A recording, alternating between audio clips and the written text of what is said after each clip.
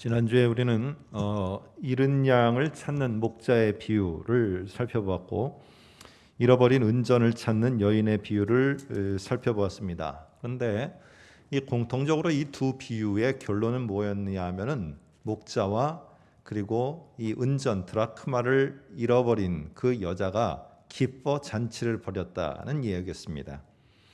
근데 이 여자나 목자나 도대체 기뻐한 이유가 무엇입니까? 이 양이 털을 많이 생산해 줬습니까? 아니면은 젖을 많이 제공해 줬습니까?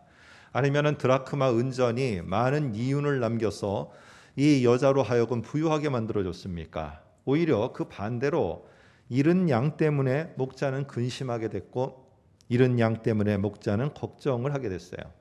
그리고 잃은 드라크마 때문에 이 여인은 상당히 속이 타는 그런 일이 벌어졌습니다. 그런데도 불구하고 이 여인과 이 목자는 그 비유 속에서 분노하거나 화를 내거나 짜증을 내는 게 아니라는 것입니다. 오히려 내 양이 내 곁으로 다시 돌아왔다는 것, 그리고 내 드라크마 은전이 내 곁으로 다시 돌아왔다는 것, 그 자체를 가지고 너무 기뻐했다는 거예요. 그 은전이 먼지가 뿌옇게 쌓인 은전인 듯, 아니면 그 잃어버린 양이 상처가 있는 그런 양이든, 그 양이 내 양이기 때문에, 내 양이기 때문에 나에게 다시 돌아온 것 그 자체만으로 이 목자와 여인은 너무 기쁜 거예요. 여러분, 오늘 저와 여러분이 읽은 이 본문은 사실 설교를 엄청 많이 들었으실 겁니다. 그리고 또 책에서도 여러분들 접하신 경우도 있을 것이고, 렘브란트라는 화가는 그림으로도 그렸습니다. 근데 공이 거기에 나오는 제목이 뭐냐 하면은 탕자의 비유예요. 탕자의 비유. 그러다 보니까 우리의 관심은 이 내용을 읽을 때 둘째 아들 탕자가 얼마나 허랑방탕한 생활을 하다가 그가 참 결단하고 아버지께 돌아왔는가, 회개하고 돌아왔는가, 이 둘째 아들에 우리가 모든 초점을 맞추게 됩니다. 근데 실제로 성경을 보시게 되면은 여기에 실제적인 핵심은 둘째 아들이 아니라는 거예요. 물론 둘째 아들을 설명하기 위해서 성경이 많은 양을 할애했어요. 그런데도 불구하고 11절을 보시면은 여기에 핵심 중심 인물은 어떤 사람? 아버지라는 거예요. 한번 볼까요? 어떤 사람에게 11절에 두 아들이 있는데 라고 말하면서 이 비유는 두 아들을 둔 어떤 사람, 아버지, 어떤 아버지의 이야기예요. 근데 이게 앞에 나오는 양과 드라크마의 비유에서도와 같이 이 세트로 이루어지고 있다는 거죠. 그래서 앞에 한번 양에 대한 비유를 보시면은 15장 3절에 이렇게 말을 해요. 앞에 보시면은 어떤 사람이 양 100마리가 있는데, 그러니까 여기에 비유의 핵심도 주인공도 어떤 사람, 목자가 거기에 중심이라는 거예요. 그리고 또 나아가서 15장 8절에도 보면은 어떤 여자가 10 드라크마가 있는데 라고 이렇게 말을 해요. 그러니까 여기서도 중심이 누구냐? 어떤 여자예요. 어떤 여자.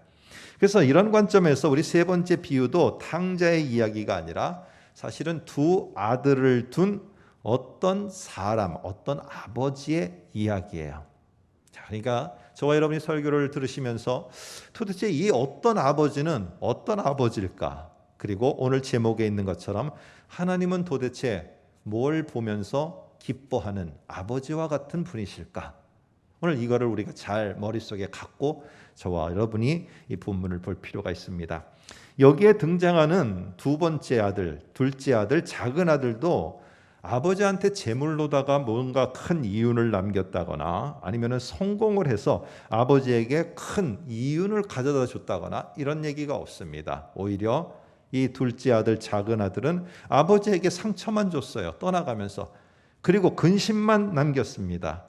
그런데 나중에 이 둘째 아들, 두 번째 아들, 이 작은 아들이 돌아올 때 아버지는 이유를 묻지 않아요. 네가 그때 왜 그렇게 했냐? 왜 그렇게 다 잃어버렸냐? 뭐를 다 손해봤느냐? 이런 거 묻지 않아요. 그냥 하나만 딱 보시는 거예요. 자기의 아들이 자기 곁으로 돌아왔다는 거예요. 그래서 돌아온 그 아들 자체를 보면서 너무 기쁜 거예요. 그 아들 자체가 그냥 기쁜 거예요. 상처 있어도 돼요. 그 내가 상처 있으면은 내가 치유해 주면 돼요. 내가 그 마음의 괴로움이 있으면은 그 아들이 있으면은 내가 치유해 주면 돼요. 낙심하고 용기를 잃고 무슨 일을 못 하고 있으면은 내가 다시 용기를 줘서 그 일을 하게 하면 돼. 없으면 내가 채워주면 돼. 그러려면은 그 아들은 아버지 곁에 있어야 되는 거예요. 그래서 그 아버지 곁으로 다시 온 이 아들 그 자체를 너무너무 기뻐하는 그런 아버지. 이게 우리의 하나님이라는 거예요. 하나님. 내가 실패해도 상관없어요. 내가 실수투성이어 갖고 맨 하는 일마다 실수 벌려요. 그래도 사람들은 뭐라 한다 할지라도 하나님 곁에 있는 여러분들은 하나님의 기쁨이에요. 그 자체가 기쁨인 거예요. 여러분, 여기에 등장하는 작은 아들의 문제는 무엇입니까? 작은 아들이 아버지께 요청을 합니다. 12절에 보면 이렇게 요청합니다. 아버지여, 재산 중에서 내게 돌아올 분깃을 내게 주소서라고 하는데, 이 헬라어로 분깃이라는 말은요, 우시아라는 말입니다. 근데 이게 정확히 말하면 뒤에 나옵니다만, 13절에 나옵니다만 재물이라는 뜻이에요. 그러니까 아버지한테 아들이 요구한 것은 재물을 달라는 것이었어요. 그러면은 아버지가 거기에 말에 상응해서 주면은 그래, 내가 너에게 갈 분깃을 줄게, 재물을 줄게라고 하면은 되는데, 아버지는 다른 거를 주고 있다라고 누가복음은 말해요. 뭐라고 하느냐? 아버지가 그 살림을 각각 나누어 줬더라. 살림을 나눠줬대요. 살림이라는 헬라어는 비오스라는 이 헬라어입니다. 그런데 이 헬라어는 무슨 뜻이냐면은 피, 생명이라는 뜻이에요. 이 아버지가 재물을 달라고 하는 아들에게 무슨 피와 생명을 줬는가? 아니면은 아버지의 재물은 정말 피 같은 돈이야, 내 생명 같은 돈이야, 이거를 말하려는가? 도대체 뭐 때문에 이렇게 말하는가? 오늘 중요한 것은 여러분, 여기에 작은 아들의 관심은 재물이에요. 그러니까 재물을 상속받는 데 관심이 있는데, 아버지의 관심은 뭐냐? 너는 나로부터 생명을 이어받은 내가 낳은 내 아들이다. 어디 가든지 너 내 아들이라는 걸 잊어버려서는 안 된다. 네가 내 곁에 있는 아들이라는 것을 잊어버리는 순간 너는 죽음을 향해 가는 사람처럼 그렇게 살 수밖에 없으니까 꼭 기억해라. 이 돈 가져가서 네가 어떻게 하느냐? 나는 이거보다 네가 내 생명을 나누어 가진 내 아들이라는 게 내게는 소중한 거다. 나를 잊지 말아다오. 나를 제발 잊지 말고 꼭 기억해다오. 생명을 잃어가는 그 순간에도 네가 꼭 기억하고 내게 돌아오면은 내가 너를 다시 살리고 너를 갖다 고쳐주고 너를 회복시켜 주소서. 내가 다시 너에게 일을 하게 하면 되는 거야. 그러니까 중요한 거는 내 곁에 있는 아들이라는 것을 잊지 말아다오. 여러분, 우리 한번 성경을 볼까요? 17절 보면은 이 아들이 이렇게 말을 들었는데도 불구하고 결국에는 나중에 가서 모든 것을 다 탕진하고 밑바닥 인생으로 떨어집니다. 그러니까 17절에 이렇게 말해요. 한번 보시면은 나는 여기서 주려 죽는구나. 아버지를 떠나서 아버지가 생명이 나에게 준 내 그 아들인데 아들로서 아버지 곁에 있지 않으니까 결국 나는 주려 죽게 되는구나. 그리고 24절도 보시면 이렇게 말합니다. 그 아들이 다시 돌아왔어요. 그러니까 아버지가 뭐라고 말하느냐? 내 아들이 죽었다가 다시 살아났다. 내 아들이 죽었다가 살아났다라고 이렇게 하면서 그 아들이 밑바닥까지 간 것이 생명을 받은 그 아들이 아버지 곁을 떠난 것이 곧 죽게 되는 것이었음을 명확하게 말합니다. 여러분, 이런 것에도 불구하고 그 후 며칠이 돼서 13절에 보면은 둘째 아들이 재물을 다 모아 가지고 먼 나라로 간대요. 자, 아들이 가지고 가야 될 게 뭐예요? 재물을 가져가는 것만 아니라 나는 아버지의 생명을 부여받은 그 아버지의 아들이야. 이거를 같이 가지고 가야 되는데 이 아들은 공교롭게도 자기가 받은 재물만 가지고 가버리게 됐어요. 여러분, 이 둘째 아들의 문제가 도대체 뭡니까? 우리가 생각할 때는 그 아버지로부터 받은 것을 다 탕진해서 다 잃어버렸기 때문에 그게 문제라고 생각합니다. 그런데요, 반대로 한번 생각해 보세요. 이 아들이 가지고 간 돈을 가지고 가서 막 성공해 갖고 빌딩도 사고 막 승진도 하고 아버지에게 돌아올 때 막 선물 보따리도 들고 왔으면은 이 아버지는 기뻤을까요? 물론 기뻐할 수도 있겠죠. 그러나 진정한 기쁨은 아니라는 겁니다. 왜 알 수 있느냐? 나중에 이 아들이 돌아왔는데 아들이 돌아왔을 때 그가 분깃을 가지고 얼마나 손해를 봤냐, 얼마나 너는 이득을 남겼냐, 이런 거 하나도 묻지도 않아요. 그리고 단지 자기 곁에 회복이 돼서 돌아온 그 아들 자체가 너무 기쁜 거예요. 너무 기쁜 거예요. 아들 그 자체만으로 기뻐하는 겁니다. 그런데 그 아들의 문제는요, 아버지를 갖다가 자기 곁에 두는 게 아니라 저 뒤 먼치키 두고 잊어버렸다는 거예요. 잊어버렸다는 거. 여러분, 내가 잘해서 일을 열심히 하고 내가 열심히 살아가고 내가 큰 일을 하면은 그러면 하나님이 다 기뻐하십니까? 오늘 이 비유에서는 아니라는 거예요. 오늘 정말 이 아버지와 같은 하나님이 기뻐하는 거는 네가 여전히 내 곁에 있느냐는 거예요. 있느냐는 거. 그래서 13절을 보시면은 오늘 단어가 하나 나오는데 이 아들이 자기가 받은 재물을 가지고 먼 나라에 가서 허랑방탕하게 되었다라고 이렇게 말해요. 근데 실제로 이 나라는 먼 나라가 아니에요. 제가 지난번 누가복음 할 때도 말씀드렸지만은 여기에 등장하는 돼지 우리에서 돼지를 치게 되거든요. 그리고 돼지가 먹는 쥐염 열매의 주 생산지는 요단강 동쪽, 그러니까 바로 강 건너편이에요. 강 건너편. 옛날로 하면은 모압 땅과 같은, 구약으로 말하면 그 지역이 그게 아주 많이 나는 지역이었고, 더 나아가서는 바로 그곳이, 이 돼지가 있는 곳이 이방인 지역, 강 건너편이었다는 거예요. 강 건너편. 그러니까 그렇게 멀지 않아요. 근데 먼 나라라고 말한 건 뭐냐? 이 아들이 가면서 아버지와의 관계를 아예 저 멀찌감치 던져버린 거예요. 던져버린 거. 여러분, 우리는 사업을 시작하거나 무슨 사역을 시작하거나 관계를 생각할 때 지금보다 더 많은 것을 기대하면서 그 일을 생각합니다. 사업을 시작하시는 분이 내가 내년에는 더 적게 될 거야, 그리고 내년에는 그 후년에는 더 손해를 많이 봐, 이렇게 생각하는 사람 없어요. 더 많아질 것 같고요, 더 높이 올라갈 것 같고 더 커질 것 같고, 이런 마음을 가지고 모든 사람이 시작을 하게 돼요. 그리고 우리들 아이들한테도 그렇게 새롭게 도전해봐, 더 큰 거를 한번 이뤄봐, 이렇게 자꾸 요구할 때가 있어요. 지금보다 좀 더 열심히 하면은 좋은 결과 나올 수 있어, 좋은 점수가 있고 뭐가 있고 이럴 수 있어. 그러다 보면은 우리도 그렇고 뭐 저도 그렇고요, 아이들도 그렇고 막 열정적으로 에너지를 쏟아붓고 달려갑니다. 막 달려가요. 근데 한참 달려가고 나면은 주위를 보면은 하나님이 없어요. 열심히 달려갔는데 하나님이 없고 나 혼자 달려가는 것을 보게 된다는 겁니다. 여러분, 성공을 하고 잘 되면은 하나님께 영광을 돌리고 하나님께 뭔가를 크게 쓰임 받는 것처럼 갈 것 같지만은 그렇지 않아요.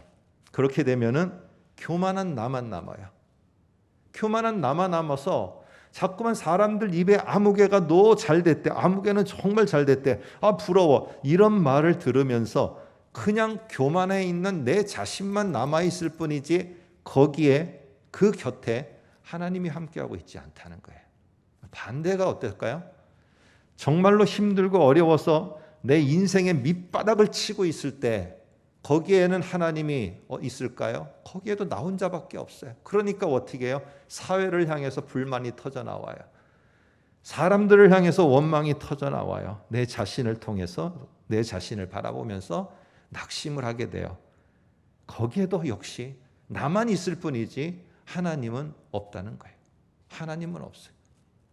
내 곁에 하나님은 없고 나 혼자만 있는 거예요. 여러분, 그렇다면 생각해 보세요. 아버지 집에서 지금 큰아들은 아버지 집에서 아버지와 함께하고 아버지가 시키는 일을 너무 잘해요.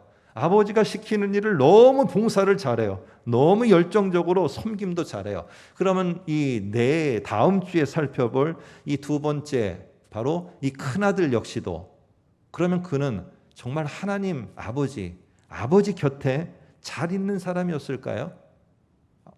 정말 그는 너무 열심히 일을 잘했기 때문에 그는 아버지 곁에 정말 가까이 있는 자였을까요? 아니라는 겁니다. 다음 주에 한번. 왜 그러느냐? 그래서 이 두 아들을 다 살펴보아야 돼요. 그래서 오늘 11절이 어떤 사람에게 두 아들이 있는데 이 두 아들이 다 사실은 문제가 있는 겁니다. 여러분, 오늘 이런 모습 속에서 결국 아버지를 잊어버리고 아버지를 멀리한 결과는 어떻게 됐을까? 작은 아들의 삶이 점점 이렇게 무너져 내립니다. 점점 하강하면서 무너지는 것을 오늘 성경에서 말하는데 13절을 한번 보세요. 거기서 허랑방탕하여 그 재산을 낭비하고 그 재산이 떨어지니까 그 다음에 어떤 일이 벌어졌느냐? 그 땅에 큰 흉년이 들었어요. 큰 흉년이. 사실은 이 요단강을 중심으로요. 주로 흉년이 들면은 이런 서쪽 이스라엘 지역이 흉년이 듭니다. 그래서 구약 시대에는 흉년이 들면은 어디로 갔느냐? 모압 땅으로 건너갔어요. 여러분이 잘 아시는 룻기에 나오는 말이죠. 근데 왜 그러느냐 하면은 이상하게 이 이스라엘 지역의 서쪽에 있는 구름들이 가다가 이 동쪽으로 넘어가면서 거기다가 비를 뿌리고요. 지하수가 잘 돼 있어서 땅이 아주 흡입력이 있어서 물을 빨아들이는 거예요. 그러니까 거기에 지하에 물이 상당히 있고 비도 잘 와요. 서쪽은 가문데 동쪽은 비가 와요. 그러니까 사실 보게 되면은 이 동쪽은 이렇게 흉년이 들 일이 거의 없는데 정말 갑자기 생각지도 않은 상황이 벌어진 거예요. 큰 흉년이에요. 그것도 흉년이 아니라 이전에 경험해 보지 못했던 엄청난 큰 흉년이 왔어요. 이전에 경험해 보지 못한 코로나19라는 엄청난 상황이 갑자기 닥친 거예요. 나는 재산은 다 낭비하고 없는데. 여러분, 그러다 보니까 이 작은 아들이 결론으로 내린 것은 15절에 그 나라 백성 중 한 사람으로 살아가는 거였어요. 생각해 보세요. 유대인이 이방인들을 얼마나 무시했으면은요, 이 개 취급했어요. 들개 취급해 버렸어요. 아주 상종을 안 했어요. 근데 지금 이 아들이 유대인에게 고용당해서 일을 하고 있어요. 이거는 유대인들에게 있어서는 전혀 가능성 없는 얘기고 그런 일도 없어요. 100% 없어요. 그런데 지금 유대인이 이방인에게 지금 고용당해서 일을 하고 있어요. 근데 그것도 하필이면 뭐냐? 돼지 농장에서 돼지 치는 일이에요. 돼지는 유대인들에게 가장 부정한 동물이라 지금까지도 돼지고기를 안 먹어요. 그런데 가장 수치스러운 이방인의 일꾼이 되고 그 이방인이 시키는 일이 돼지 농장에 돼지를 돌보는 일이에요. 여러분, 이런 것 속에서 이는 유대인으로서는 전혀 할 수 없는 일을 하는 거야. 결국 이 둘째 아들은 어떻게 됐느냐? 자기의 존재감을 상실했어요. 정체성도 잃었어요. 너무 인생의 밑바닥으로 내려가니까 정말로 이게 비참해지는 겁니다. 내가 누군지도 모르고 내가 지금 아버지 곁에 있는 누군지도 모르고 점점 인생이 망가지며 죽음의 길을 가는 이런 모습을 보게 됩니다. 여러분, 이런 모습 속에 우리는 보면은 끝인 것 같아요. 근데 잘 보면은 성경을 보면은요, 고독과 비참함 그 한편으로는 이 사람의 새로운 변화를 가져올 수 있다는 거예요. 새로운 변화를. 사람이 막 밑바닥을 가서 막 꽉 쳐서요, 밑바닥 인생에서 정말 힘들면은요, 그때 딱 누가 보이는 줄 아세요? 딱 지금까지 내가 하나님을 믿고 있던 사람은요, 밑바닥을 딱 치게 될 때 하나님이 보여요. 하나님이. 그러면서 나도 모르게 갑자기 하나님 아버지가 터져 나오게 되어 있어요. 근데 오늘 아버지는 그렇게 말한 거예요. 너는 내 생명이다. 네가 어디를 가는 거? 네가 무슨 일을 하는 거? 그래, 그것을 하다가 네가 죽어가는 상황이 될 때 나로부터 생명을 받은 아들인 거를 알고 꼭 기억하길 원한다. 여러분, 밑바닥까지 가면 그 다음에 나오는 말이 뭐냐? 아버지라는 말이에요. 한번 볼까요? 15장 17절에 보면 이렇게 말합니다. 스스로 돌이켜 나는 줄여 죽는구나. 그런데 18절에 보니까 뭐라고 말하느냐? 내가 일어나 아버지께 가서, 이렇게 말합니다. 자신의 지금 현재 상태는 완전히 죽어가는 게 분명해요. 완전히 밑바닥까지 내려갔어요. 자신이 얼마나 그 웅덩이의 밑바닥까지 떨어진 것을 이는 처절하게 알았어요. 여러분, 우리는요, 다른 사람한테 얘기할 때는 좀 내가 정말 이게 하는 일들이 안 되고 좀 실패하고 이래서 다른 사람에게 말을 한다는 게 조금 수치스럽고 정말 낯뜨거운 일일 수 있어요. 그런데 내가 내 자신에게까지 그렇게 속일 필요는 없잖아요. 나는 밑바닥을 쳤어. 어떤 사람은 열심히 잘해요. 열심히 하는 것 다 보여요. 그런데 혼자 있을 때 가만히 자기에게 질문해 보면은 내가 영적으로 침체에 완전히 밑바닥으로 떨어지고 있구나. 엘리야가 그렇게 능력을 발휘했지만은 또 한편으로는 나락으로 떨어져서 도망가 숨어야 되는 엘리야. 여러분, 이게 우리의 모습이에요. 우리 자신에게는 솔직할 필요 있어요. 부끄러운 것도 아니에요. 왜냐? 그런 내 상태를 알아야지 내가 그 자리에서 누구를 부르느냐? 아버지 하나님을 부르게 돼 있어요. 오늘 그래서 이 둘째 아들은 그 밑바닥까지 가는 그런 상황에서 오히려 나중에 보시면은 18절에 아버지께 일어나 아버지께 가자. 지금까지 아버지라는 말이요, 17절 18절까지 오기까지 12절에서 아버지라는 단어가 나오고 그 중간에는 아버지라는 말이 없어요. 다 어떻게 해요? 내가 다 한 거예요. 내가 다 하고 아버지는 저기 멀찌감치 잊혀졌어요. 그런데 나락에 떨어지고 밑바닥까지 가니까 12절에 아버지가 떠오르는 거예요. 여러분, 이 나락으로 떨어지는 것은 우리가 세상 사람들이 말할 때는 끝났다라고 하지만은 우리는 그렇지 않아요. 거기서 아버지 곁으로라는 것이 떠오르게 되면은 아버지를 부르면서 다시 가게 돼요. 여러분, 사람들은 이런 말을 합니다. 우리가 신앙생활을 하는데 뭐 한 예배의 예를 들어보시죠. 이렇게 합니다. 우리가 같이 예배 좀 함께 하면 좋겠습니다. 어렵지만은 좀 함께 하시면 어떻겠습니까? 라고 말하면은 이렇게 말합니다. 제가 지금보다 조금만 상황이 좋아지면은, 조금만 더 잘 되면은 제가 하나님 곁으로 제가 다시 찾아갈게요. 너무 걱정하지 마세요. 조금만 좋아지면은 하나님 곁으로 간다니까요. 이렇게 말합니다. 여러분, 잘 나가고 있는 사람, 소위 말해서 세상에서 잘 나가고 유명해져 있는 사람한테 하나님 앞에 예배하는 그 시간이 필요하지 않겠습니까? 라고 하면은 뭐라고 말하느냐? 이미 잘 나가고 잘 됐는데 뭐라고 말하느냐면요, 제가 좀 안 바쁘면은 제가 다시 갈게요. 이렇게 말합니다. 지금 이들은 반대로 하고 있는 거예요. 시작이 어디냐 하는 거예요. 잘 되고 못 되는 거, 조금 안 바빠지는 거, 내가 못 됐던 게 잘 되면은 하나님 곁으로 가는 게 아니고요. 하나님 곁으로 가는 그 하나님 곁이라는 그것이 시작점이라는 것을 모르고 있다는 거예요. 여러분, 그래서 이게 중요한 겁니다. 내가 지금 가야 되는 것이 어딘가? 정말 그 하나님은 뭘 보면서 기뻐하실까? 하나님은 다른 거 보며 기뻐하는 게 아니에요. 뭐를 몇 배 남겼다든지, 뭐를 어떻게 이루었다든지, 업적을 남겼다든지 그것만 갖고 기뻐하지 않아요. 하나님은 당신 곁에 찢어진 모습이라 할지라도, 밑바닥을 친 인생이라 할지라도 당신 곁에 있는 아들, 그 아들이 좋은 거예요. 그 자체가 좋은 거예요. 오늘 그런데 이런 아들이 돌아오니까 아버지의 반응이 나옵니다. 한번 20절을 보시겠습니까? 이에 일어나서 아버지께 돌아가니라. 아직 거리가 먼데 아버지가 그를 보고 측은히 여겨 달려가 목을 안고 입을 맞추니 하고 이렇게 말합니다. 그래서 사람들은 이렇게 생각해요. 봐라, 이렇게 회개하고 돌아가면은 아버지께서 그 아들을 다 끌어안아 주신 것처럼 용서해 주시고 품어 주시는 거야. 하나님도 우리가 회개하고 돌아가면은 그러면 하나님께서 이 아버지처럼 끌어안아 주시고 그리고 그 아들을 갖다 용서해 주시는 거야 하는데, 잘 보시면은요, 중요한 단어가 있어요. 아직도 거리가 먼데 라고 말해요.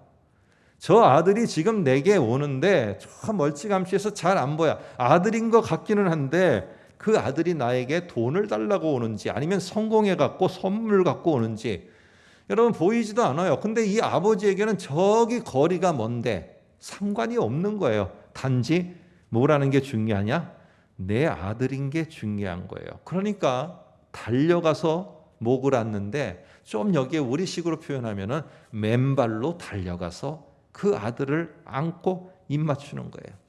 아직 아들이 잘못했다, 용서해달라 이런 말 하기 전이에요. 21절에 그 말이 나오는데 그 말 하기도 전에 이미 아버지는 그 아들이 너무 좋은 거예요. 내 곁에 다시 있는 그 아들이 좋은 거예요. 손해를 입고 거지의 옷을 입었든지 뭐든지 상관없어요. 그 아들이 내 곁에 있다는 거. 그게 최고로 좋은 거예요. 아버지의 이름을 부르고 있다는 거. 그게 이 아버지에게는 최고의 기쁨이에요. 그러자 아들은 아버지 잠깐만요. 그래서 21절에 말합니다. 내가 하늘과 아버지께 죄를 졌어요 하면은 여러분 22절이나 21절 뒤에 이런 말이 나와야 되지 않겠습니까? 내가 너를 용서할게. 너 실수투성인 거 맨날 일만 하면은 실수하고 맨날 하면 손해보고 내가 용서할게. 너 잘못됐다고 하니까 용서할게. 이런 말이 나와야 되잖아요. 근데 아버지는 동문서답의 반응을 보여요. 22절에 뭐라고 말하느냐? 용서한다는 말, 뭐 그 말보다 더 중요한 거 뭐라고 말하느냐? 종들에게 이르되 제일 좋은 옷을 갖다가 우리 아들한테 입혀라. 제일 귀한 가락지를 갖다가 반지를 끼워라. 그리고 저 발 좀 봐라. 상처투성이인 저 발에 최고로 좀 좋은 보호가 잘 되는 신발을 빨리 갖다 신겨라. 더 이상 다치지 않게. 여러분, 아버지는 이렇게 말해요. 자기 곁으로 돌아온 아들 그 자체가 좋은 거예요. 그 아들이 그냥 좋은 거예요. 그래서 지금 보면은 자기 곁으로 돈 아들을 회복시키는데요. 아버지가 보면은 옷, 반지, 신발 이런 거를 다 갖다 입혀요. 여러분 이거는 고대 사회에서 조금 이따 보겠습니다만은 이거는 신분이 상승되고 다시 지위가 회복되고 역할이 새롭게 주어지고 모든 권위가 회복될 때 이런 상징적인 표시로 이것들을 줬어요.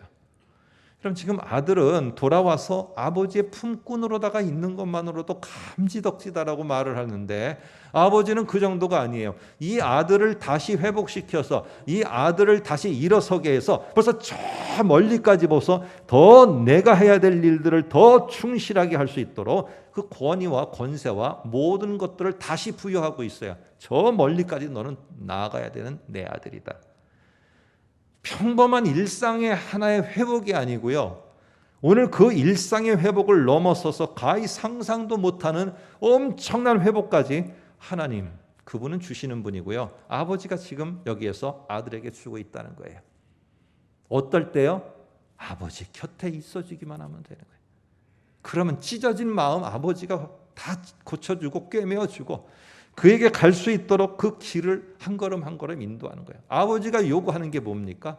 내 곁에서 내 생명을 나누어 가진 아들로서 함께만 내 이름을 부르며 있어다오. 이게 우리가 살아가는 시작점이에요. 여러분 그런데 한번 보시면은 한번 창세기 41장 42절에 보면은 이 옷, 반지, 신발이 나옵니다. 한번 보겠습니다. 앞에 화면을 봐주시면은 이렇게 됩니다. 바로는 요셉을 총리로 세우면서 반지를 끼워주고 세마포 옷을 입히고 금 목걸이를 걸어주었습니다. 자 여기에 보면은 요셉이 살아갔던 일상이 뭡니까? 감옥에서 살아가는 일상이었어요. 그런데 거기에 항상 동행하는 말이 뭐냐면은 요셉은 하나님과 동행하였더라. 자기가 하나님 곁에 있는 그 존재라는 것을 잊지 않고 살아갔어요. 감옥이 됐든 어디가 됐든. 그런데 하나님께서 그것을 회복시켜 주셨는데 감옥에서의 단순한 형통의 차원 거기에만 머무는 게 아니라 그 이상으로 이 제국 속에서 어떻게 이스라엘 백성이 정착을 하고 구원의 사역이 이루어질지를 갖다가 저 멀리를 바라보면서 결국 하나님은 요셉을 준비시켜 사용했다는 겁니다. 여러분 에스더에 나오는 모르드게가 있습니다. 거기에 하만의 계략에 의해서 모르드게와 이스라엘 민족이 곧 처형당하게 됐는데 거기도 보면은 페르시아의 아하수에로 왕이 갑자기 저녁에 자기의 행적을 기록한 역대기를 읽다가 모르드게라는 사람이 자기를 구해준 목숨을 구해준 일을 읽게 됐어요. 그러자 어떻게 하느냐? 이 왕이 똑같이 이 반지를 끼우고 마차를 태우고 이러면서 모르드게를 여러분 이게 지위를 높여주고 회복시켜줍니다. 여러분 이 모르드게와 함께 했던 사람들의 일상은 뭐냐? 죽을 날짜 받아놓고 어떻게 그날까지 버티며 사는가? 이게 그들의 일상이었어요.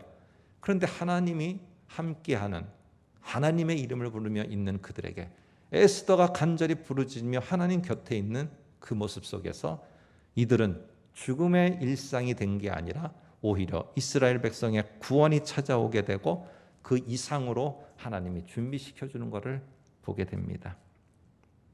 여러분 중요한 게 무엇입니까? 아버지의 진정한 관심은요, 작은 아들이 잃어버린 것, 재산, 그게 문제가 아니에요. 다시 찾은 아들, 그 자체가 너무 기쁜 거예요. 여러분 아들이 죽어가고 있어요. 알지도 모르는 병명도 모르는 그 병으로 아들이 시름시름해요. 그런 아들에게 너는 왜 학교에서 이렇게 성적도 안 되냐? 너는 왜 이런 일도 못하느냐? 이렇게 말하는 부모가 있겠습니까? 그 부모의 오직 기쁨은요, 그 아들이 이 자리에서 일어나서 내 곁에만 있어준다면 그게 나의 가장 기쁨이다. 그렇게 말하지 않겠습니까? 제가 간혹 가다가 이런 그 요양병원을 이렇게 신방을 갑니다. 근데 신방을 가서 보면은 이렇게 아직 배우자는 좀 건강하시고요. 또 다른 배우자는 병석에 있는 분, 뭐 이런 걸 보게 됩니다. 그렇지 않고 뭐 여러분들께서는 경험하기가 쉽지 않으셨을 테니까 뭐 연속극이나 이런 데 보더라도 그런 상황들이 종종 나오게 됩니다. 그런데 참 감동이 되는 거는요. 그 병석에 있고 점점 내가 정신이 희미해지고 있는 그런 상황에서 다른 배우자가 하는 말이 참 감동적입니다. 그 사람이 뭐라고 말하느냐? 여보, 괜찮어. 나 기억 못해도 괜찮고 병석에 누워 있어도 괜찮고 당신이 내 곁에 있는 것만으로 나는 행복해. 이렇게 말을 해요. 그런 배우자에게 뭘 요구하겠어요? 그냥 병석에 누워 있지만은 그런 사람이 내 곁에 있는 것만으로 나는 기쁘다는 거예요. 이게 오늘 이 아버지의 마음이며 하나님의 마음이에요. 육에 대해서 잃어버린 내 아들, 그를 위해서 전 재산을 다 탕진해서 그 아들을 찾기 위해서 쏟아붓더라도 여러분 그 아들이 육에 되었던 아들이 좀 상처가 있어요. 좀 옷이 다 찢겼어요. 음식을 먹지 못해서 허름한 거지의 모습이 됐어요. 근데 육에 되어 잃었던 그 아들이 다시 돌아오게 되면은 이것보다 아버지나 부모가 기뻐하는 게 뭐가 있겠어요? 오늘 이게 하나님의 마음. 그래서 이런 아버지의 마음, 하나님의 마음을 24절에서 이렇게 결론으로 말합니다. 한번 보시기 바랍니다. 내 아들은 죽었다가 다시 살아났으며 내가 잃었다가 다시 얻었노라. 내가 이런 아들을 다시 얻게 됐는데 내 곁에 있게 됐는데 내가 어떤 걸로 내가 더 기뻐할 수 있느냐? 우리 같이 즐거워하며 잔치를 열자. 여러분 길을 잃은 양과 같이 내가 여기저기 찢기고요. 사람한테 치이고 상황 속에 치여서 어둠 속에서 컴컴 어둠 속에서 불안에 떨고 있는 이 길을 잃어버린 양. 그게 우리일 때가 있어요. 먼지로 뽀얗게 덮여갖고 이 사람도 짓밟고 저 사람도 짓밟고 이 사람이 찝적 저 사람이 찝적 계속 그러면서 은전과 같이 더럽혀진 그런 모습 속에서 되어진 우리의 모습일 때도 있어요. 작은 아들처럼 모든 것을 다 잃고 허랑방탕하고 낭비해서 아무것도 가진 것이 없어서 그렇게 밑바닥에 인생 밑바닥을 치면서 있을 때도 있어요. 우리는. 그럼에도 불구하고 하나님은 그저 살아서 하나님 곁에 하나님의 이름을 부르는 살아있음, 그걸 통해서 곁에 있는 우리 자체를 기뻐하신다는 거예요. 여러분 이게 얼마나 큰 힘이 되는 줄 아십니까? 다른 것도 아니고 그냥 하나님은 내 자체가 좋은 거예요. 그리고 내 자체를 사랑하고 기뻐하는 거예요. 그럴 때 우리는 그 하나님의 이름을 부르며 하나님 곁에서 일어설 수가 있습니다. 아무쪼록 내 자신이 내 자신이 뭐라고, 내 자신이 무엇이라고 이렇게 나를 사랑하시고 기뻐하시는 그 하나님이 나의 하나님이라는 이런 확신 속에서 그 하나님으로 인해서 힘을 얻고 우리 새롭게 일어서실 수 있는 저와 여러분 되시기를 간절히 부탁드립니다. 기도하겠습니다.